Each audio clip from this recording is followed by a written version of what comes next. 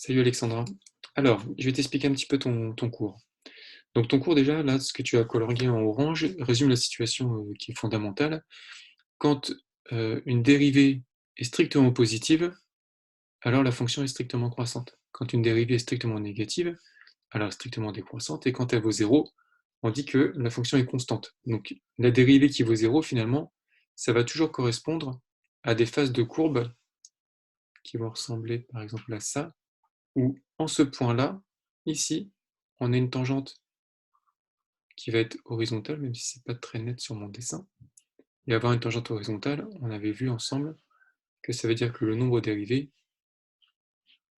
est égal à 0. Quand la courbe redescend, ton nombre dérivé est négatif, donc la fonction est décroissante, et quand la courbe est croissante, bah, c'est-à-dire que la dérivée est positive. Alors, si je prends un peu le problème que tu as demandé de faire ta prof, il faut que j'arrive à monter. Ah, je peux pas monter, mince. Si, comme ça, tac.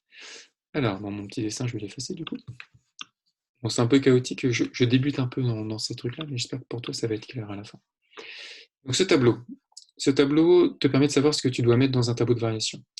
Tu auras toujours une première ligne avec x, et ici, tu mettras l'ensemble des définitions de ta fonction. C'est-à-dire, par exemple, moins l'infini plus l'infini avec une valeur annulatrice en 2 ou des trucs comme ça.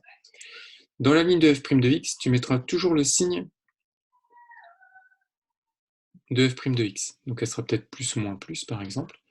Et dans f, tu mettras les variations, c'est-à-dire que tu vas te retrouver à mettre des flèches. Alors, il peut y avoir qu'une flèche, deux flèches, trois flèches, une infinité de flèches. Voilà. Bon, ta prof ne te demande pas de remplir ce tableau, mais c'est pour t'expliquer un petit peu ce qui est écrit ici. Donc maintenant, si on regarde l'exemple 1. Dans l'exemple 1, on a... Je vais effacer tout ça. Donc on a une dérivée, on connaît son signe. Donc on voit que la dérivée est négative, puis positive, puis négative. Ici, il faut obligatoirement mettre des zéros parce que ce sont les valeurs qui annulent la dérivée. Donc ta dérivée s'annule en 1 et en 2. Et comme la dérivée est négative de moins l'infini à 1, on a forcément une fonction qui est décroissante. Là, on va forcément avoir une fonction qui est croissante, et là, on va avoir une fonction qui est décroissante. Ensuite, il y a autre chose à remplir, ce sont les valeurs du minimum et du maximum.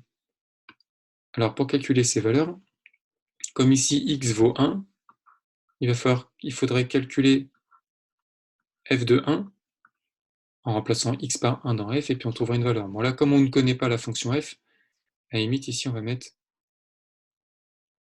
f de 1. Et puis là, de la même façon, il faudrait calculer f de 2. Voilà, c'est des images des valeurs pour lesquelles la fonction change de variation. Ensuite, dans l'exemple 2, on a une courbe qui est croissante jusqu'à moins 3, décroissante jusqu'à 1, puis croissante. Donc comme tu l'as fait, elle est bien définie sur moins l'infini plus l'infini, parce qu'on voit qu'il n'y a pas de limite à la courbe. Il manque juste des petits zéros à mettre en dessous du moins 3 et en dessous du 1. Parce que comme on est à des sommets, ici, on a une tangente qui est horizontale, tout comme ici. C'est pas très horizontal, mais il faut l'imaginer. Ensuite, tu n'as plus qu'à faire tes flèches. Là où la dérivée est positive, la fonction est croissante. Là où la dérivée est négative, la fonction est décroissante. Et puis là, il faut les images. Donc l'image de moins 3, là, l'avantage, c'est qu'on peut le lire sur le graphique. On voit que c'est à peu près, je sais pas, je vais dire 4,3. Et l'image de 1, c'est moins 2. Voilà. Et là, on a le tableau de variation de ta fonction f. Ensuite, alors j'espère que c'est compris. Je te remets ça, si tu veux faire une pause pour regarder. Hop, je vais tout effacer. Toc, toc, toc. Voilà. Maintenant, si je redescends, l'exemple 3, j'imagine que tu vas avoir à le faire à un moment donné. Donc là, ce qu'il faut que tu fasses, c'est calculer la dérivée de f. Bah, c'est écrit ici, hein, calculer la dérivée de f, étudier le signe avec un delta, faire un tableau de signes, donc tu vas obtenir un tableau de signes qui va ressembler à ça, puis après donner les variations de f, tout ça. Bon, ça, je te laisse essayer de le faire et puis tu reviendras vers moi si toutefois tu as besoin. Voilà, bah écoute, je te souhaite bon courage et puis je te dis à bientôt. Au revoir.